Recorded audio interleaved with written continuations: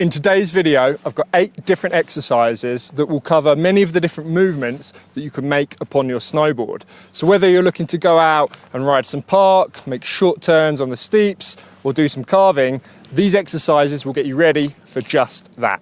So let's begin with this one. You simply pop an ollie off your edge whilst traversing across the slope, make a turn, and then do the same thing back across the slope on your opposite edge.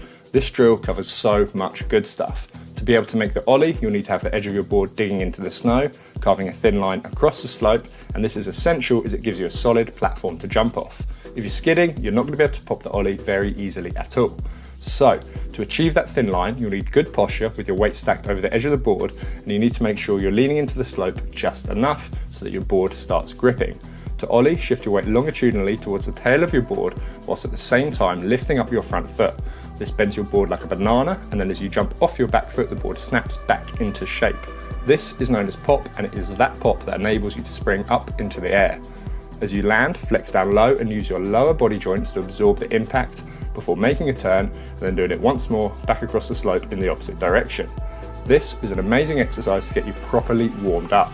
It works through a lot of your range of movements, and it tests your balance, which really readies your brain into a more plastic state that is then more able to learn new skills.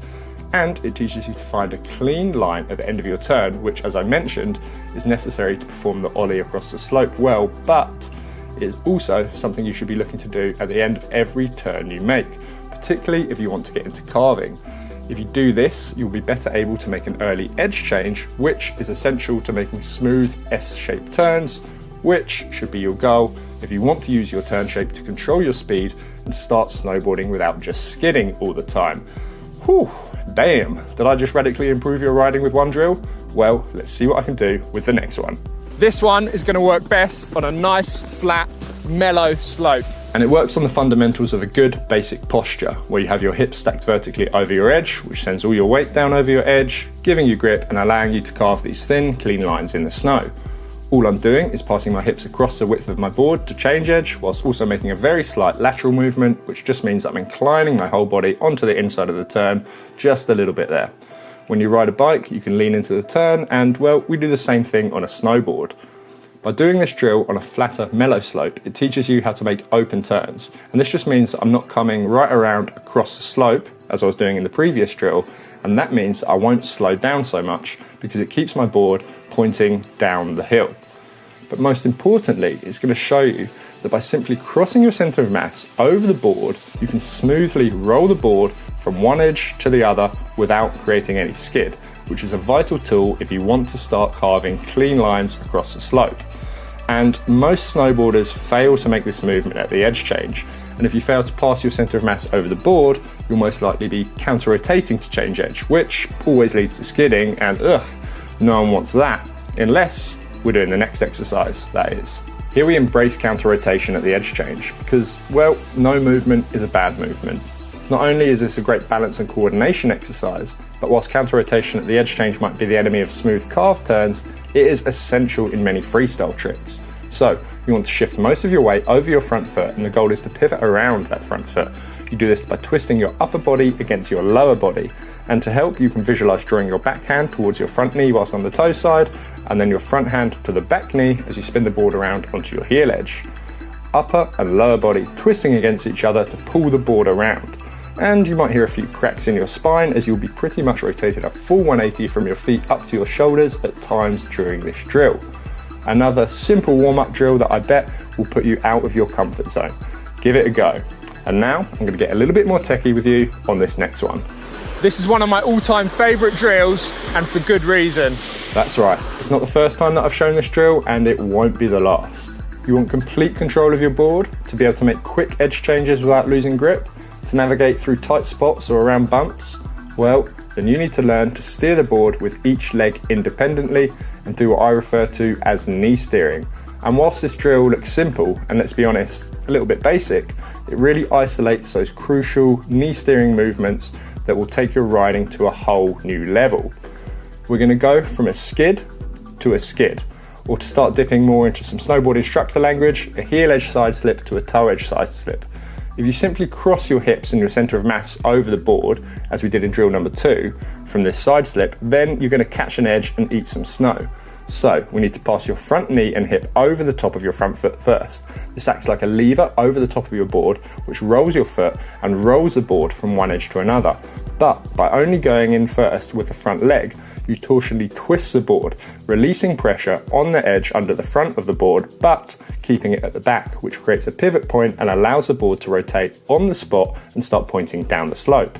At this point, the back leg, the back knee and hip then pass over the top of the board, which allows you to complete the edge change and pull the board round across the slope into another side slip, into another skid.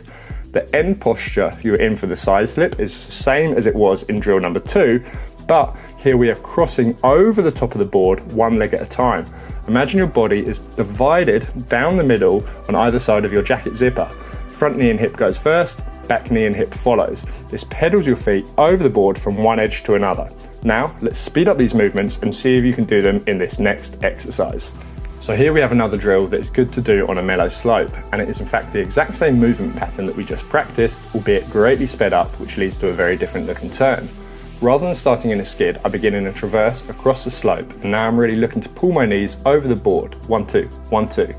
And in this drill, as soon as one knee is across the board and one foot has rolled the board from edge to edge, the other is already moving. I'm constantly working my knees back and forth over the top of the board. I'm keeping my body somewhat upright and not leaning into the turns, which keeps my center of mass pretty still at the center of each turn, and you should have the sensation that you're pulling the board around you. There's not nearly as much skid as what we were having in the previous exercise, but there's still an element of skidding to get the board around this quickly. You can see my tracks in the snow resemble that of a crescent moon, pinched at the top and the bottom where I change edge, but wider through the middle as the board rotates throughout the turn. And this drill is a great exercise to help you check that you're really able to use your lower body to pull the board from one edge to another and through the turn. In this next drill, I'm doing nose rolls across the slope. Turn your board up into the slope, and as you do, drive the nose of the board down into the snow. It's like the board stops and you should almost feel like you've crashed into something. This is going to send your weight forward over the nose of the board, and I want you to lean into that movement. Push up off your back foot, rotate your shoulders round in the same direction, and this will help you pivot around the nose of the board in a 180. And the nose really does almost come to a stop, and everything is going to rotate around that point. You can do this drill in both regular and switch, and also in frontside and backside directions, giving you 4 different nose rolls in total. When you're on your heels, that sets you up for a frontside nose roll, and when you're on your toes, you are set up to do a backside nose roll. And you'll notice how this is basically 2 different drills. I either practice the frontside nose rolls across the slope in both regular and switch, and then link them together with a toe to heel side turn, or I practice the backside nose rolls in both directions, now linked by a heel to toe side turn. And because of this, you get to mirror a regular turn at one side of the slope with a switch turn at the other, which means that by doing this drill, you'll really get to work on your switch riding too. For this next exercise, I want you to push your knees out as wide as you can so that you feel the sides of both your front and your back leg pressing into the outside of your boots. This is a simple one to help you center your weight equally between both feet. The stance is a bit exaggerated from how you really need to ride, but if you're somebody who tends to lean too much weight over the back foot, then simply pushing both knees out as wide as you can will keep both knees equally bent and therefore keep your upper body perpendicular to the board at all times, and therefore have you stacked pretty well over the top of your board. And I've made a whole video dedicated to correct weight and body alignment over the top of your board that I'll link down below, as well as some other helpful videos for you to check out. Now let's get on to this final fun drill. 360s across the slope. So here, as I come round onto my heels, I have the front side 360, and then as I come round onto my toes, I've got the backside 360. So you can take the momentum from the turn straight into that 360. You can wind up your shoulders to help spin the board around, or you can push out your back foot to start getting the board rotating. But honestly, just try and spin the 360. It's not actually that difficult, and I don't want to over-explain it. You just kind of need to feel them out. And if you can ride a bit of switch, then you'll probably be pretty close to doing these already. That said, if you do want me to break it down in even more detail, then I've got a video on how to ride switch that also goes over how to make these reverts or how to make these flat ground spins. So if you're struggling with the 360s, definitely give that one a watch. Obviously, being able to do these is going to be a good start for learning some basic ground tricks, but again, this is also actually a really good drill for centering your weight between your feet. Plus, it's good fun. do a spin, make yourself feel cool. Trust me, you're going to have way more fun doing this than my side slip to side slip knee steering drill. Thank you, as always, for sticking around right until the end. That really helps me out. I hope you've been having a great winter, and if you're still riding, well, lucky you. And if not, don't get the blues, enjoy the summer, and it won't be long until the next one comes rolling around. Cool.